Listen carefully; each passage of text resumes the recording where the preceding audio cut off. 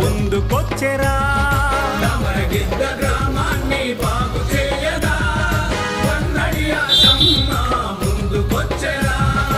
ఉంగరం గుర్తుతోటి ముందుకొచ్చెరా మనమంతా ఓటేసి జయమునివ్వగా సర్పంచ్గా గెలుపు ఖాయమగునురా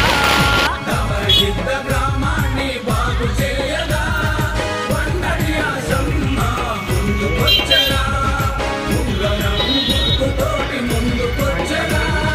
మనమంతా ఓటేసి జయమునివ్వగా